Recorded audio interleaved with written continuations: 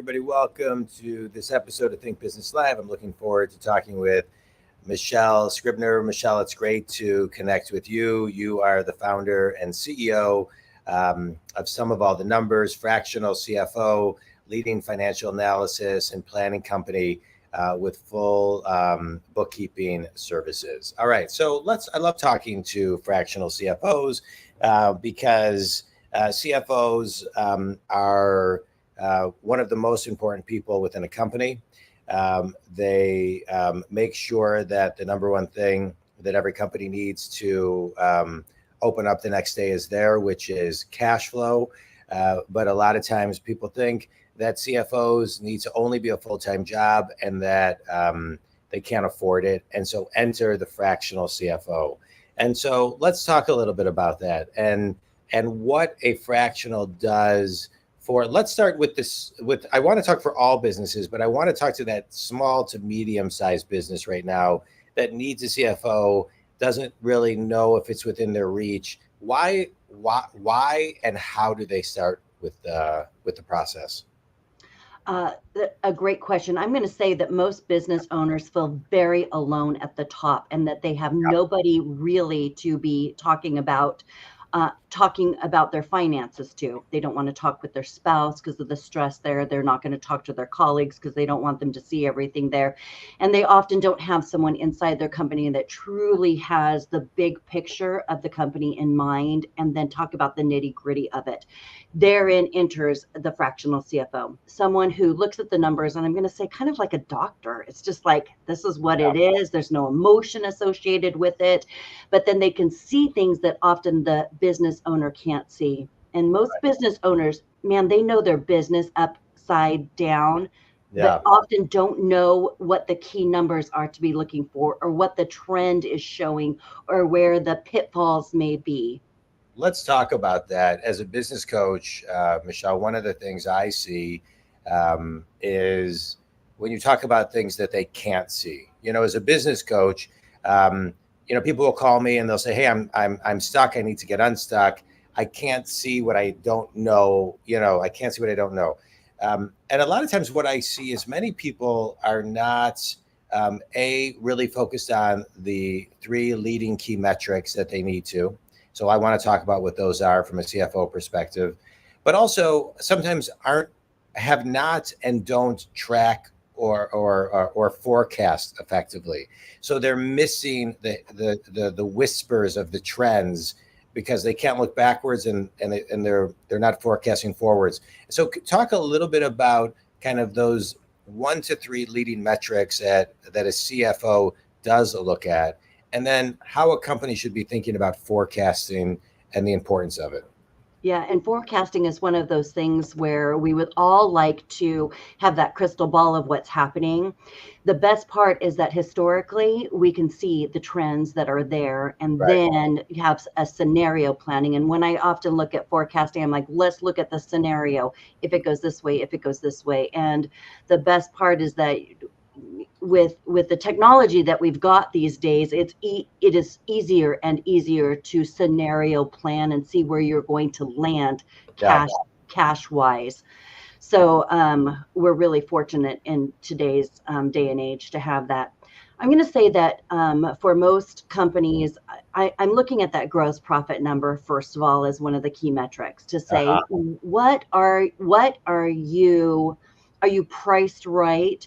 Are your margins such that you are going to be able to be sustainable? And then when you've got a gross profit number, then you also can say, this is the true size of my company and how much should my operating expenses, are they in line with the true size of my company? So many times I'll deal with a company and they're like, we're a $3 million company, but they're only keeping 35% of that. Just for the nature of their business, is the industry. It's neither good nor bad. It's what it is. And then they've got these huge payrolls or these other things that's like, this is not sustainable. And if you don't keep on top of that gross profit, you can have a 1% change and it can crush your whole business because of the down effect of those dollars. Yeah, well said. All right, let's talk a little bit more about the CFO. Is it somebody who comes in for the short term? Is it somebody who comes in for the long term? A company that's looking to not overspend, watch their expenses. Talk about short term, long term, and the investment of a fractional CFO versus the expense. It is that for those middle sized businesses, small businesses in the middle range, I guess is what we'd say here. It's the bridging the time for you to pass down more to somebody else in your company before you're able to bring on that high price ticket of a full-time person. Mm-hmm. And most of the companies that come to us, they're in some type of either crises or going through some real major decisions.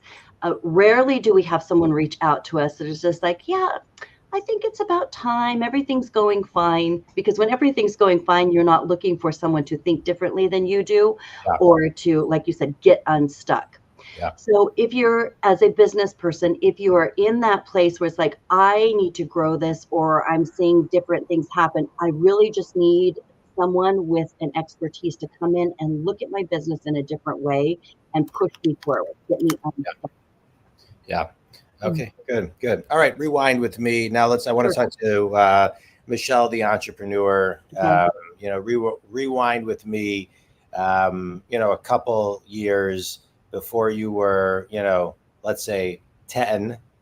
Who was a mentor that planted a seed that, kind of guided into your entrepreneurialism? Yeah, I was very fortunate to have a grandfather who was an entrepreneur through and through.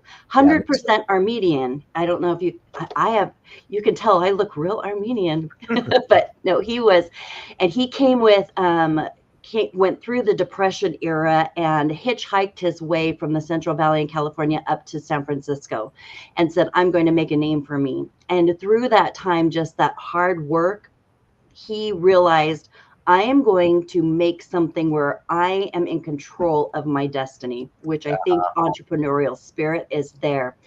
And he and I had a beautiful, close bond with one another. And so I just really watched everything that he did. And one of the things he said was, don't let your money be tied to the time that you have. So it's not the dollars for hire.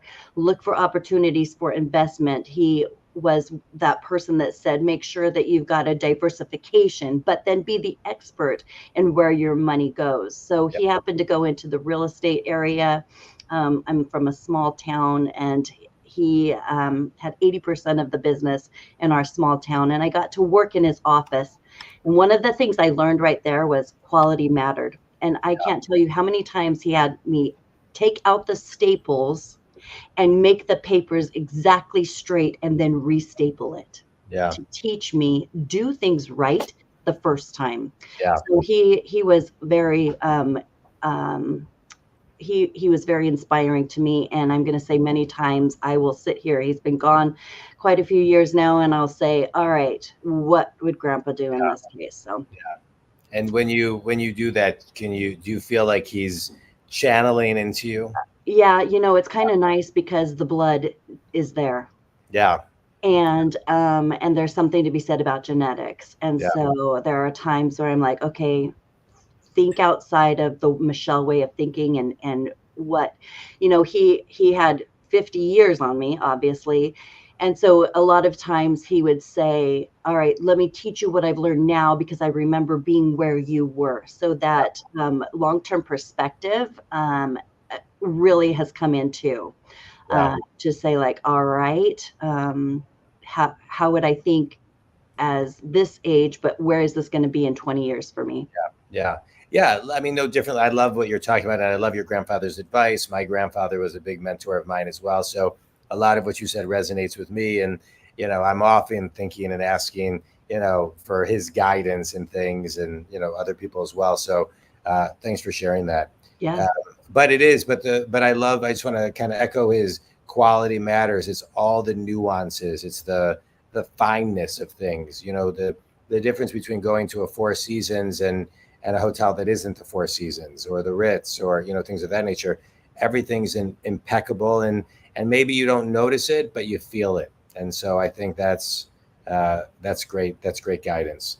When it is just part of what you do and that you pay attention and you are purposeful about it, I think it comes back to bless you over and over and over again.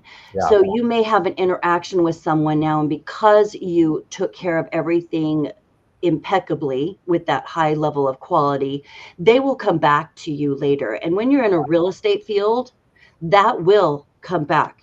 That is what real estate, you want those repeat business. Yeah. So I look at this in the sense of when operating as a fractional CFO, you've got somebody else's baby in your hand.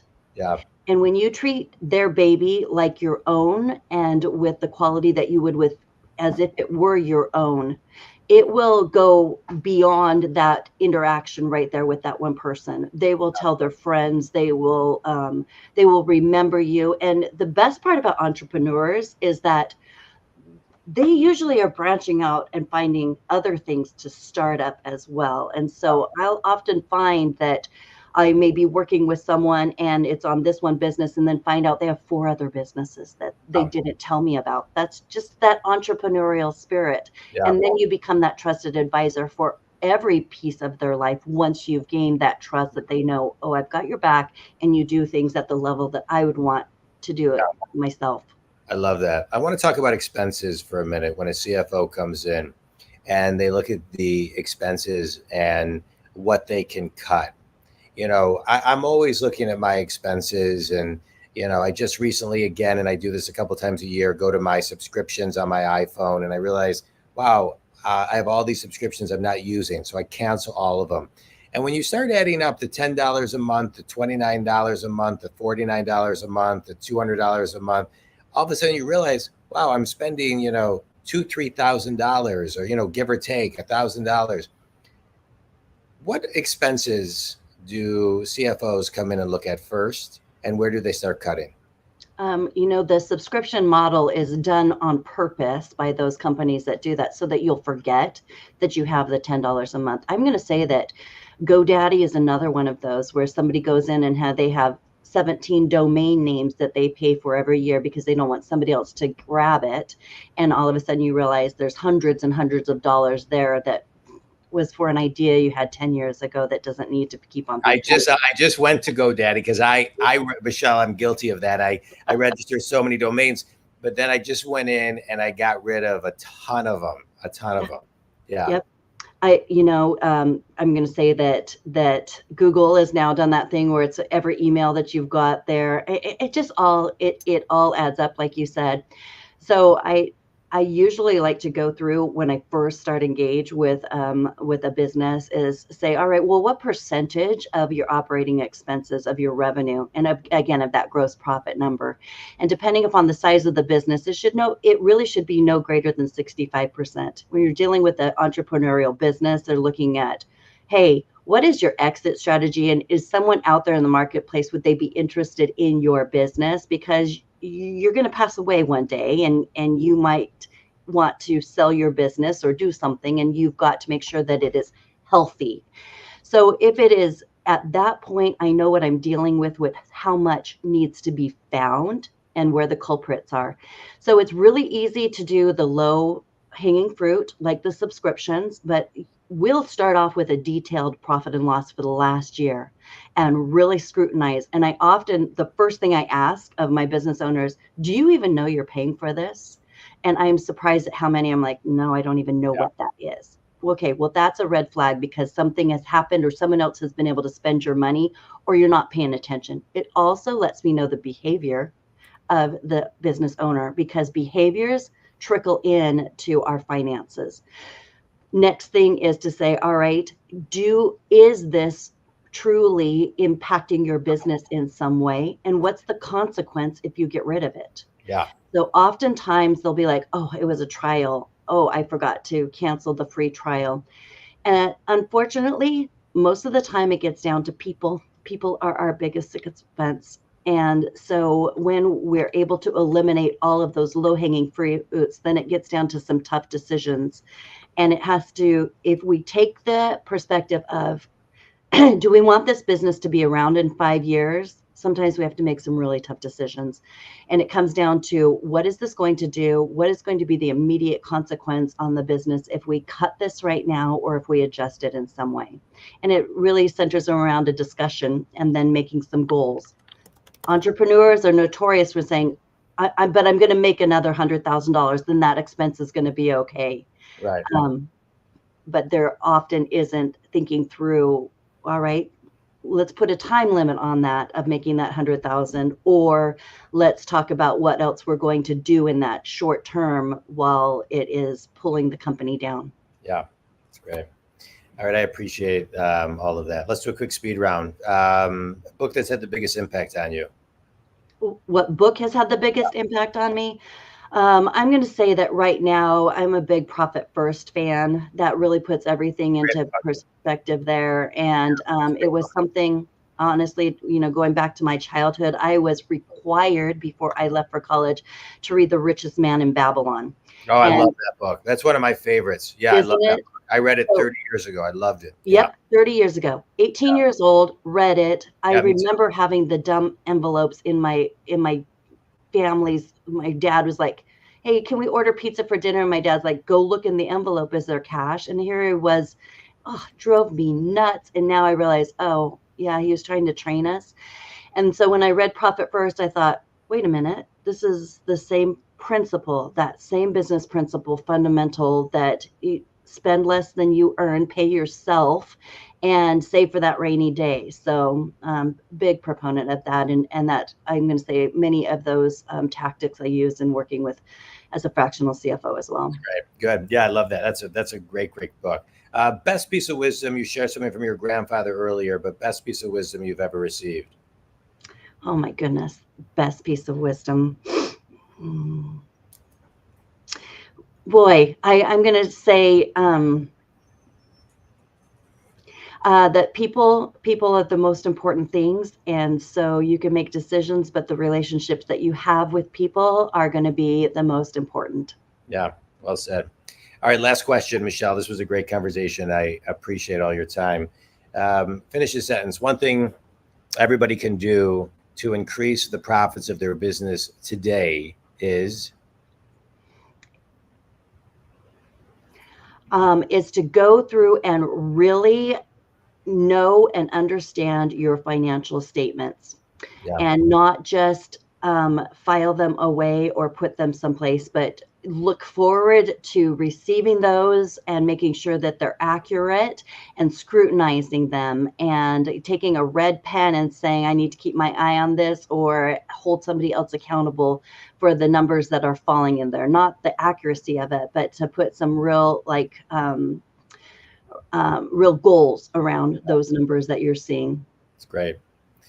Michelle, this was great. I appreciate your time as a business coach who works with successful people who are stuck, and I get them unstuck.